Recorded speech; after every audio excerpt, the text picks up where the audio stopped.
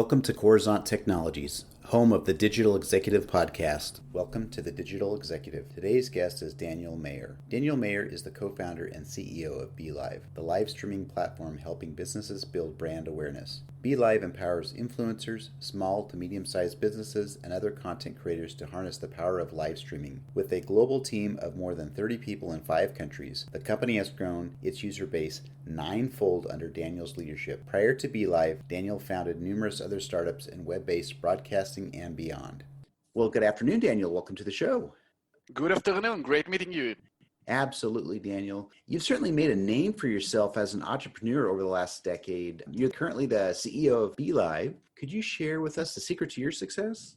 Right. So I guess if I'm speaking about the secret of success of entrepreneurs, we need basically to start digging on where they were going and what was the atmosphere, the environment, and all those crazy stuff. But I guess we don't have the time to explain all of that. So from my point of view, the first and the most powerful skills that you should have as a successful entrepreneur is for sure leadership. As a leader, you should be able to understand and to meet all the requirements of your team, your investors, your partners, and everybody that basically collaborate with you. So I guess that's something fundamental that was always really helped me to success, keeping the collaborations, keeping great relationships with the people that we are working with and with our partners. And I found it as something that I can say key results here that really help us to keep our success. Thank you for sharing that. I really appreciate it. So I want to dive into your platform. Let's talk about BeLive. Are you leveraging any new or emerging technologies that you might be using in your video engagements? So the story of BeLive and engagement starting a long time ago, starting something 4 years ago, 2016, once we are launching the first beta of BeLive. And even in that moment, 4 years ago, we were totally understanding that our mission is not about video production. Our mission is around engagement while our users are live. And we put it as the biggest mission that we have, to help our users to gain way more engagement as they are gaining right now. The first feature that we were launching was the ability to show comments on screen. And as you can see right now, it's basically the market standard. Every platform that's looking to launch right now, that doing live streams, will have the ability to show comments on screen. I will share with you even more. Every feature that BeLive is launching, sooner or later will become the market standard. As the leaders in this market, we are always putting lots of thoughts about what is the value of the features that we are currently building and how it will help our users to increase the engagement that they are getting. And I think that that's something that really differentiates us from our competitors, because in the end of the day, we are always diving into the user story and trying to understand what are the biggest obstacles that they are watching once they're live. And we are asking ourselves the question, how we can remove those obstacles and basically changing it from being a challenge to be an opportunity. How we can help them to gain way more engagement.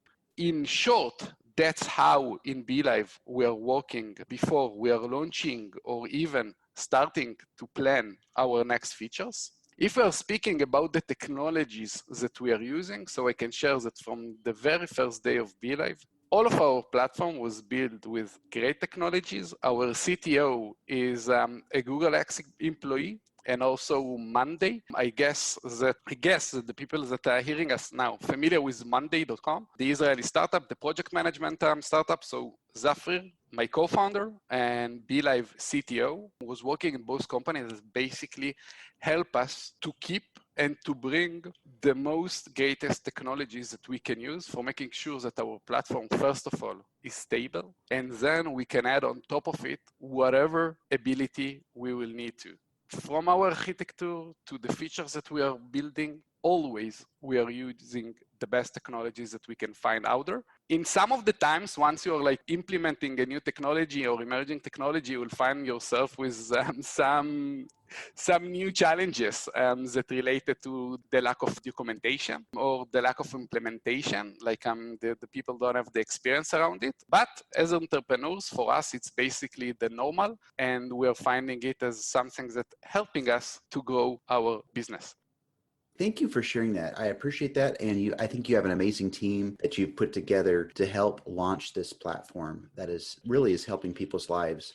Daniel, as you know, this global pandemic has really changed how we are doing business. Did the pandemic force you to change your strategy, and did this increase the use or demand for your product?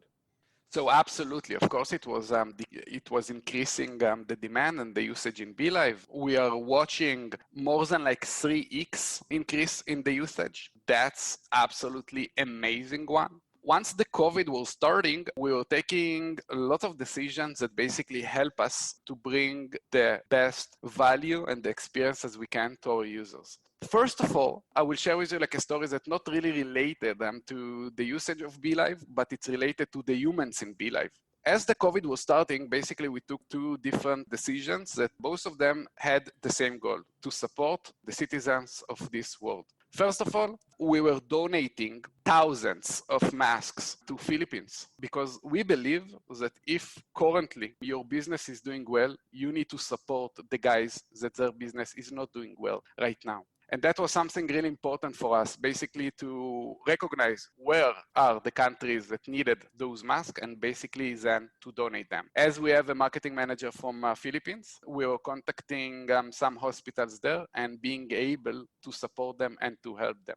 As well, we are taking the decision to provide something like 1,000 free accounts to BeLive, to specifically speakers that the events that they were speaking in was cancelled. So a lot of speakers from all around the world that basically the job that they had a day before was cancelled and they didn't have any opportunity to be speakers or to join those conferences. We're providing them a yearly account for free in BeLive. And I guess before we are speaking about any growth, any revenues or anything else, we should clarify this. As a company in 2020 that doing live streaming, we are finding ourselves with lots of responsibilities to our guys. And we are finding ourselves with lots of responsibilities specifically to our community, to the BeLivers. And that's why we were taking those both decisions at the very beginning of the COVID. And I guess that's also something that differentiates us from the market. The ability to recognize not only things that related to our main market, but also to the world. That was like one of the first things that we were doing at the beginning. Then we were like developing some specific features that will help the guys that currently in quarantine or so to have like more visualized live shows. So we were creating a counter for the days in quarantine that you are able, like I'm showing on screen, and the guys that are joining you for your show are able to see for how long you are sitting at home alone. And also we were providing like a temperature meter. So the guys had the ability even sharing this information if they're looking to with their guys. I can share with you that like the usage of both features was amazing one. And we're building it really, really fast. I guess that it took us something like a week, 10 days or so to launch this. And the usage was absolutely surprising, even us. Both were two features that we were building specifically for COVID, but after I guess it was already like 1.5 months during the COVID, around May or so, we were starting to add new features to the live sales features that we have. What is the live sales? In general, people are able to sell product with BeLive once they're live, to show the product on screen, to have the dedicated link in the comment section and so on. Of course, that once the users of BeLive don't have the ability going out back to their stores, showing the products that they're selling and actually selling them in the offline world, it asks us basically to bring our users the ability to sell during the live shows, and that's exactly what we built for them. And I can share that also when it comes to the live sales, the tractions that we are gaining is absolutely amazing one. And for sure, it will be like the initiatives that we will be focused on. Even in 2021, we are watching huge opportunities around this. And of course, the ability to help our users to generate more revenues while sitting at home and learning about new methods. So yeah, that's what we were doing. Great. I really appreciate the great work you've done and donated not only, licensing for your product, but you even went a step further and started to donate masks, which I think is simply amazing. Thank you so much for sharing that. Daniel, can you share something from your career experience that would be helpful for those looking to grow their career in leadership or entrepreneurship? Wow, I guess we can have like a separate podcast that's speaking just about this question. Let's start, and please like help me to focus in the areas that you think are the most interesting ones. I guess one of the things that people should remember that nobody is starting as a successful entrepreneur or as a successful leader or even counting what he is doing right now as a career, right? We can speak about career in a retrospective. It's really challenging and hard to speak about your career once you are in real time building it. And I guess that one of the fundamental things that people should remember is that at the beginning, nobody is successful, nobody counting himself as a leader. And when it comes to be an entrepreneur, it's, again, before you are meeting your first success, you can call yourself entrepreneur, and that's absolutely great. But I don't think that the world is counting you as entrepreneur. For being entrepreneur, you need to provide some change, some things that you are able to fix, some things that you are able to improve to the mass, not just for yourself. And that's a key differentiator here that people should understand. That once we are starting, every startup with two guys in the garage, and that's basically 90% of the startups that like starting right now. So in those moments, nothing is related to success in those moments once you're just two guys in the garage, and the only things that you should have is huge dedication to your project. And the dedication, it's not just the dedication it's something that's helping us to be more focused. And focus is for sure fundamental when it comes to startups, because we will always find new opportunities. We will always have those guys that telling us like, yo, you don't know what's happening in this market, in that market. You should think about new opportunities. You should count new opportunities, and so on. I learned that the majority of those insights in the end of the day are basically noise. And we should be able to remove this noise and to focus around the most impactful things that we can push as entrepreneurs. And this method of priority, I'm finding it as really challenging at the beginning of your career. But as you're growing up and having more like being able to increase your skill sets, being able to have more expertise, I guess that it's way more easier to prioritize our day, our months, our year, and even our career. So one of the things that I'm asking myself every day, it's like, what is the most important things that I should put my time in? Because I have so many opportunities. I have so many challenges. I have so many things that I need to do in so many areas. But in the end of the day, if I will find myself focusing on the wrong things, basically it will be the end of the day for our company, because I'm building the future of my company. I'm building the vision of my company. Basically, it's the future path of the company. So if the company will find herself without a future, that's fundamental. That's the end of the day. That's the end of the road for that.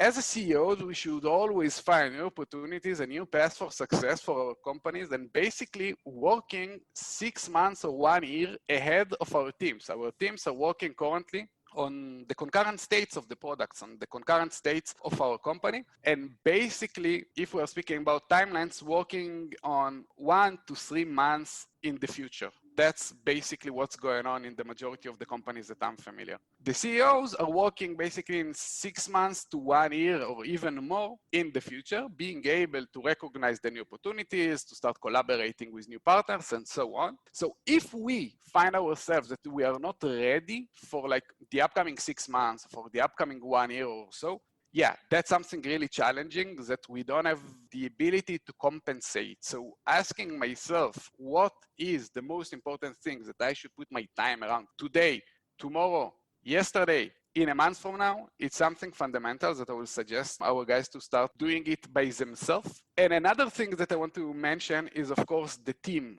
if we are speaking about like the career, the experience, or like this journey, I guess that like our teams are one of the most important things that we have. Those are the guys that we are meeting with every day. Those are the guys that pushing all the initiatives. Those are the guys that developing the initiatives, that planning the initiatives, that designing the, that doing everything basically, right? So picking the right guys, I guess it's something really important.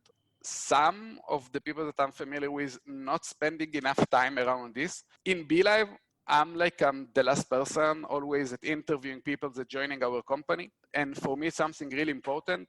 I'm not challenging them or testing the new guys around like the profession or professional questions or so.